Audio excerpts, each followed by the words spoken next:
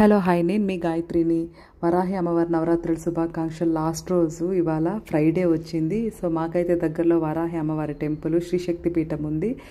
మేమైతే మార్నింగ్ మనం 5 o'clockకే స్టార్ట్ అయిపోయాము. ముఖ్యంగా ఈ టెంపుల్ 2020 ఆగస్టులో స్టార్ట్ అయింది.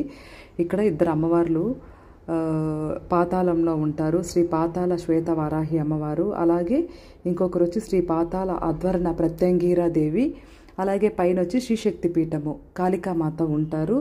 ఇక్కడ పాతాళంలో ఉంటారు కాబట్టి ముఖ్యంగా వెళ్ళి పాతాళ శ్వేతవరాహి, అలాగే పాతాళ అధ్వర్య ప్రత్యంగి దేవి అంటారు. ముఖ్యంగా శ్వేతవరాహి అమ్మవారు వచ్చి మనకి ఆర్థిక సమస్యలు కానీ, భూ వివాదాలు, కోర్టు వివాదాలు, న్యాయబద్ధమైన కోరికలు ఏవైనా కూడా తీరుస్తారు. అలాగే ప్రత్యంగి దేవి వచ్చి ముఖ్యంగా శుద్ర పూజలు, ప్రయోగాలు, చేతబళ్ళు ఇలాంటివన్నీ కూడా అడ్డంగా నిలబడి ఆమె తీరుస్తుంది.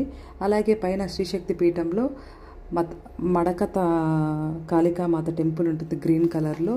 ఇక్కడ మెయిన్ వచ్చి నిమ్మకాయల మాల దిష్టికి కట్టుకోవచ్చు. అలాగే పసుపు మాల కూడా అమ్ముతారు, 100 రూపీస్.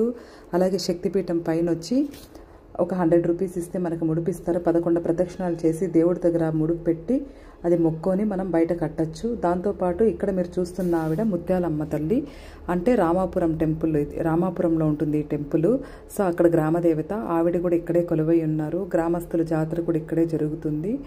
సో చాలా చక్కగా ఆ టెంపుల్ బాగుంది. ప్రతి ఒక్కరూ విజిట్ అవ్వండి. మెయిన్గా కోరికలన్నీ న్యాయబద్ధమైతే తీరుస్తుంది అమ్మవారు. సో నవరాత్రుల్లో చాలా చక్కగా జరిగాయి. వెళ్ళి మీ కోరికలు తీర్చుకొని అమ్మవారు అందరూ దర్శనం చేసుకోవచ్చు.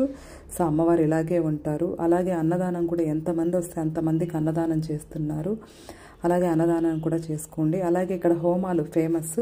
సో అన్ని రకాల హోమాలు ఉన్నాయి. అక్కడే అంతా కూడా బోర్డ్స్ ఉన్నాయి. మీరు హోమాలు కూడా చేసుకోవచ్చు. ముఖ్యంగా ఈ ఆషాఢ మాసంలో సారె అమ్మవారికి చీర, గాజులు, పసుపు, కుంకుమ అది కూడా ఇక్కడే దొరుకుతుంది. అది కూడా మీరు కట్టచ్చు, అంటే అమ్మవారికి ఇవ్వచ్చు. సో నా వీడియోస్ నచ్చితే లైక్ చేయండి, షేర్ చేయండి.